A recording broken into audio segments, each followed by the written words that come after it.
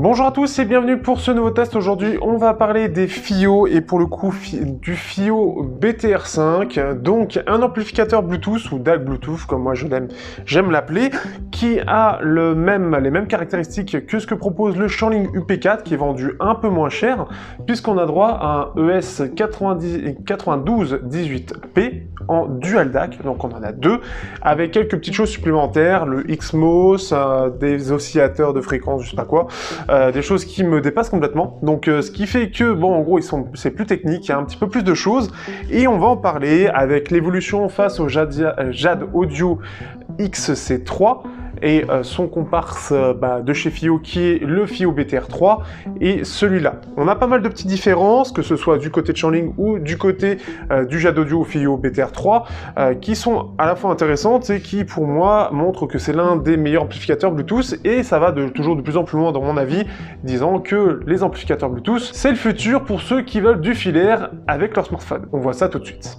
Ah, j'oublie le prix aussi, il est vendu environ 120-150 € selon les offres. Donc je sais que moi je l'ai pris justement sur son vidéo à 120 €.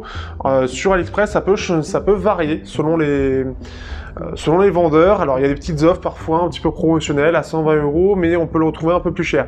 Donc à vous de voir, le mieux étant de l'avoir forcément à 120 €. Donc faites attention aux offres.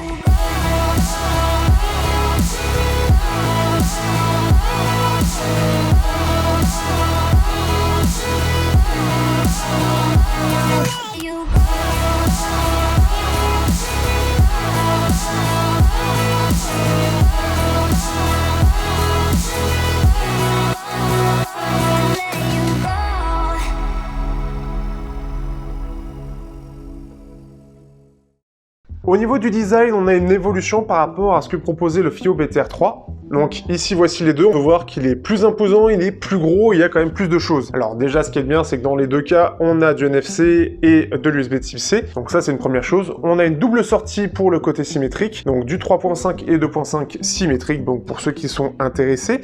Par contre, ici, on a ce petit clip en métal directement intégré, alors que du côté de FiiO, on a droit à une petite protection qui est inclue avec ce même système. Donc au moins ce qui vient, c'est qu'on a le choix, soit on embarque juste l'amplificateur, soit on peut utiliser le clip pour le protéger d'une part, et de l'autre pour s'en servir comme clip et l'attacher directement, par exemple à son t-shirt si j'y arrive. Donc ça c'est une première chose, et ce qui fait que ça se fait assez facilement. Donc ça permet une double chose. On a un design qui est pour le coup très très bien fait, donc ça c'est vraiment une bonne chose. Je le trouve même un poil supérieur dans le toucher, dans les matériaux qui semblent utilisés par rapport au Shanling, que je vous montre tout de suite, ce qui donne un côté un petit peu plus réussi, un petit peu plus, pour le coup un peu plus premium. Et c'est il y a des petites choses supplémentaires. Mais il y a surtout une petite chose, quand je l'allume, on a droit à un petit écran. Donc ça va permettre plusieurs choses, d'avoir des informations, on peut directement gérer quelques petites choses directement par ça. Donc par exemple le gain, le codec qui est utilisé, on pourra voir en tout cas quel codec est utilisé. Par exemple ici on peut le voir. On peut voir le niveau de batterie aussi, c'est une chose toute bête, ou le niveau de volume. Là où sur le Shanling, justement on est un peu plus limité puisqu'on a juste une simple LED qui va s'allumer pour montrer dans quel mode il est en termes de codec. Et on a un petit mode ici pour voir quel est par exemple le mode de gain utilisé, donc dual DAC, etc. Ce qui fait que pour le coup, le FiiO est un peu plus complet et aussi un peu plus compact. C'est deux choses qui ressortent. D'ailleurs, dans les protections, il y a aussi des différences. Puisque ici, comme je l'ai montré, on reprend un petit peu ce qui a été fait par le FiiO BTR3, sauf qu'on l'a mis sur cette petite protection en plastique, qui semble plutôt pas mal. Du côté de Shanling, pareil, ça fait plus cheap, puisque lui, il est vendu 100 € au lieu de 120. Et par contre, on n'a pas ce système de soulèvement, donc on le fait soi-même. C'est plus fin, c'est moins premium. Bref, on a deux produits où on sent qu'on est sur deux choix différents, forcément une gamme de prix légèrement différente, mais ça se ressent aussi derrière. Donc après, c'est un choix forcément de budget. Mais dans les deux cas, ça reste réussi. Mais ma préférence, et ça se ressent clairement, c'est vraiment plus du côté du FiiO qui semble mieux fini, plus premium, plus agréable en main. On a un meilleur toucher, bref, globalement, c'est mieux réussi. D'ailleurs, on a quelque chose qui est assez sobre, puisqu'on va voir dans ce qui ressort FiiO wireless ici, mais à l'avant, on n'a rien. On a juste la petite gestion ici NFC, qui peut être sympathique pour les intéressés. Et on a donc le petit écran qu'on appuie sur le bouton Power. L'autre chose qui ne change pas par rapport au JAD Audio XC3 ou FiiO BTR3, puisque c'est les mêmes en soi, c'est les boutons. Les boutons sont exactement le même, d'ailleurs même le placement du micro est le même, un peu plus grand, donc la gestion du volume. Là pour le coup je préfère ce que propose ShangLing avec sa molette. Une petite molette de volume sympathique je trouve et qui permet de régler facilement et rapidement le volume. Ici c'est un peu moins pratique je trouve avec ce système de boutons un peu comme sur les smartphones. Après bon bah aujourd'hui on a un peu l'habitude.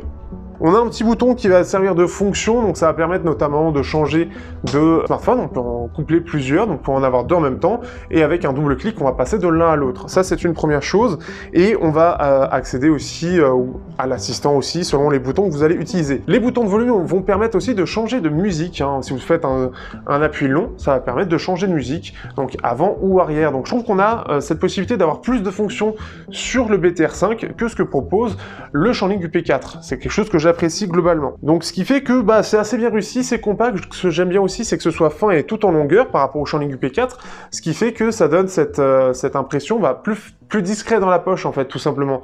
Et c'est plutôt pas mal aujourd'hui avec les grands smartphones qu'on commence à se trimballer.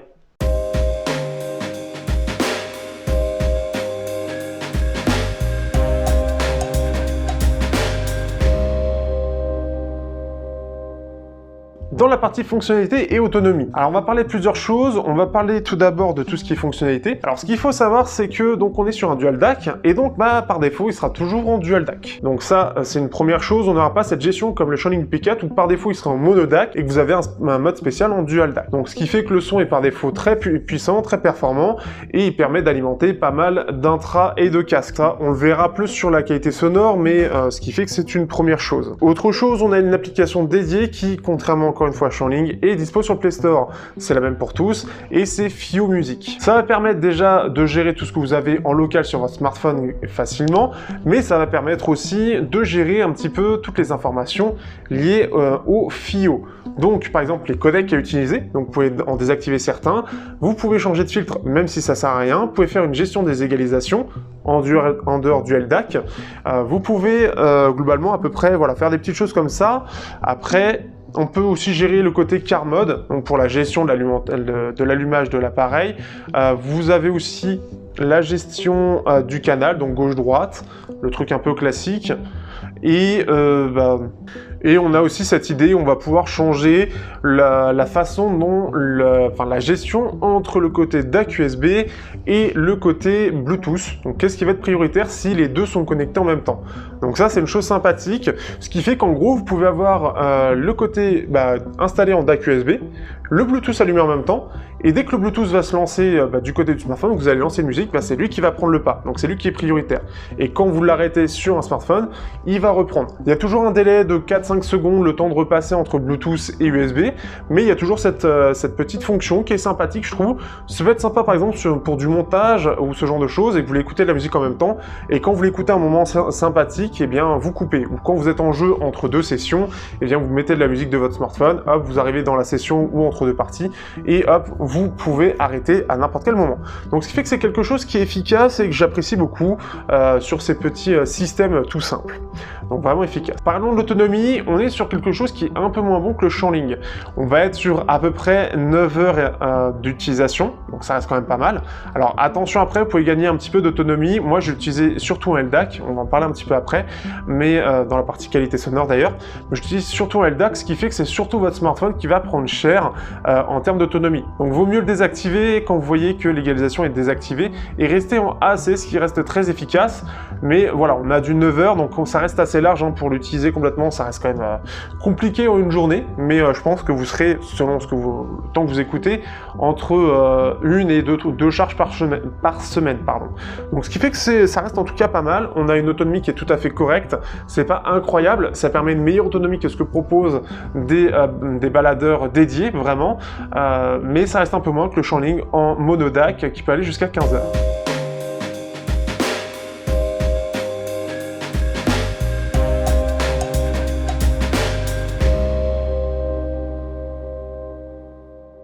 Alors, la qualité sonore maintenant, on va parler d'une petite chose sympathique ici. Donc comme je l'ai dit, on est sur du Sabre ES9218P en Dual DAC. Donc on en a deux qui va permettre d'alimenter assez fortement d'ailleurs les casques. On a du 80 mW contre 90 sur le Shanling ou 32 je crois du côté du XC3 ou BTR3.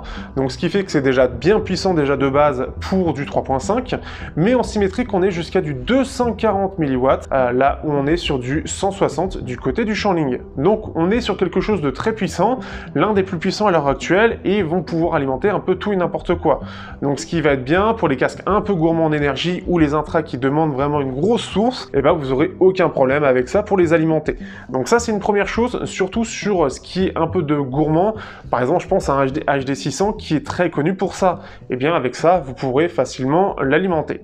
Donc ça c'est une première chose, et ben voilà, déjà ça va éliminer un premier problème qui pourrait apparaître sur des amplis un peu moins chers. Donc ce qui fait que ça va un petit peu aller se comparer avec des vrais DAP pour le coup, sauf que on n'a pas ce côté, justement on a tout en local, hein, le but étant vraiment de l'utiliser avec un smartphone. Donc déjà, la première chose, la qualité sonore est vraiment excellente. On a un énorme gap avec le BTR3, parce qu'on a un son qui est bien meilleur, beaucoup plus neutre pour le coup. Là, on avait une petite pointe de basse et des aigus qui étaient un peu brouillons. Ici, on a quelque chose qui est beaucoup plus clair, globalement. Si je compare au Shanling UP4, qui va être un petit peu plus pertinent, je trouve qu'on a une basse qui est un peu plus énergique. Là où les Shanling UP4 avaient quelque chose qui était un petit peu plus rond, entre guillemets, ici, on a quelque chose qui est un peu plus punchy, un peu moins rond, ce qui me semble être un peu plus neutre pour le coup. De l'autre, du côté des aigus, on a des aigus qui ressortent moins, ça fait un peu plus feutré en fait, mais ça reste assez léger en termes de différence, ça reste de tous les cas un peu léger. Mais ce qui fait que je trouve ça mieux, surtout pour les intras qui sont déjà un peu brillants, que j'ai tendance à avoir, on n'aura pas ce côté un peu plus sibilant qu'on pourra trouver sur un UP4. Donc un peu mieux maîtrisé dans l'ensemble, je le trouve un peu plus technique que le UP4, et je pense que c'est les petites fonctions supplémentaires en plus du Dual DAC qui sont présents, notamment je pense aux oscillateurs qui sont présents, qui doivent un peu améliorer le son. Donc ça c'est une première chose, et en DAC USB, on a pareil un son qui est très très bon, pareil, globalement ça va être à peu près la même chose, donc en termes de différence. Donc ce qui fait qu'on a quelque chose qui est vraiment bien maîtrisé, et je préfère au Shanling UP4, je le trouve un peu meilleur techniquement. Au-delà de ça, on a les codecs, puisque principalement, comme dit, c'est quelque chose fait pour les smartphones. On va avoir un souci, alors c'est le cas pour tous les amplificateurs, il faudra faire attention aux codecs que vous utilisez. Ce qui est bien, c'est qu'on a l'avantage d'avoir un peu tous les codecs qui sont présents, donc on aura le choix. Mais beaucoup de smartphones aujourd'hui utilisent plein de petites fonctions, de petits FX, de petits effets divers et variés, et peuvent mettre aussi une petite égalisation sur la plupart des codecs. Mais ils n'ont pas le droit en tout cas ils n'ont pas la possibilité sur du HWA, donc LDHC, ou sur du LDAC. Donc c'est quelque chose à savoir, ce qui fait que je l'ai globalement utilisé en LDAC. On a un son qui est vraiment très propre, vraiment très détaillé, très agréable. Donc ce qui fait que clairement, je n'ai pas ressenti de problème de compression particulier.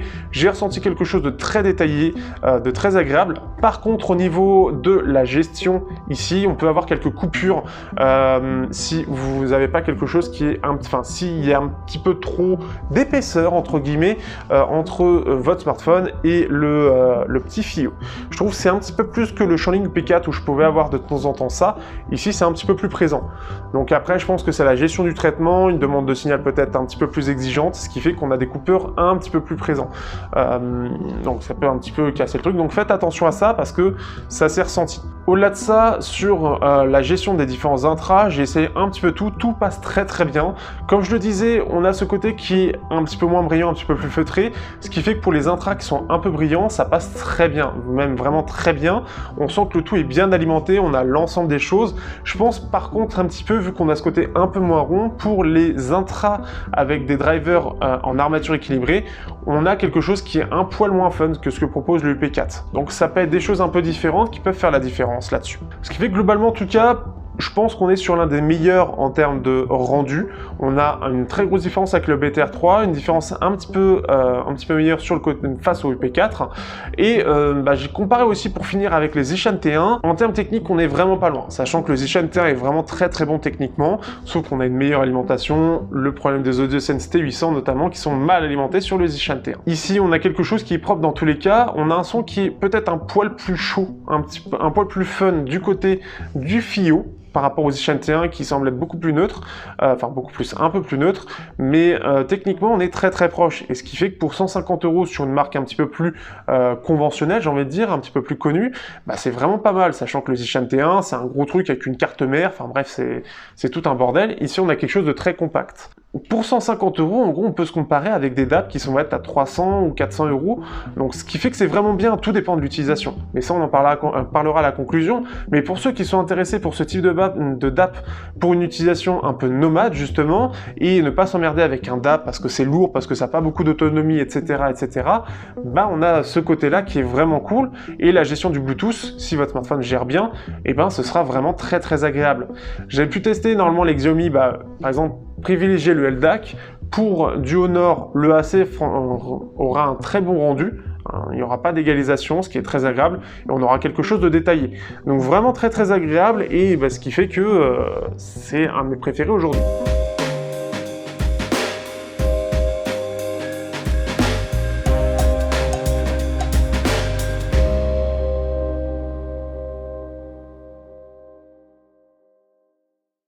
Pour conclure, que penser du FiiO BTR5? Alors face à la concurrence, comme je l'ai dit, je le trouve plus premium, que ce soit en termes de design, en termes de son, il est forcément un peu plus cher, donc ça après c'est un choix à faire, mais ce qui fait qu'il est globalement bien réussi. Je trouve qu'on a vraiment quelque chose de complet, vraiment très sympathique pour 150 €. Alors certes, ça reste une somme à sortir. Néanmoins aujourd'hui, avec un smartphone qui gère bien le Bluetooth, vous aurez un son qui sera très bien. Mais aussi un DAC USB pour le PC, hein, c'est quelque chose qui est très bien parce que ça a ce côté un petit peu où on a cette gestion aussi, bah, le côté PC Bluetooth, et pour le PC, si vous voulez avoir un meilleur son, clairement, ça aussi, ça le fait très bien, pour pas forcément, entre guillemets, très cher. Là, on est, alors, 120-150 €, hein, je rappelle le prix, qui fait qu'on est sur quand même un son qui est très très agréable. Aujourd'hui, j'ai des intras divers et variés qui sont plus ou moins exigeants, mais tout passe très très bien dessus. On a quelque chose qui est très bien alimenté, qui gère très bien l'alimentation globale des intras. On a un son qui est vraiment réussi, et ce qui fait que, bah, par rapport au Shining UP4, on a quelque chose qui, globalement, est plus premium. C'est vraiment en soi une histoire de budget, et ce qui fait que bah, selon le budget que vous avez, le mieux étant le FiiO BTR5, vous avez un chat qui est un peu moins cher ici, et vous avez un Shining UP4, lui, qui est vendu à 100 €.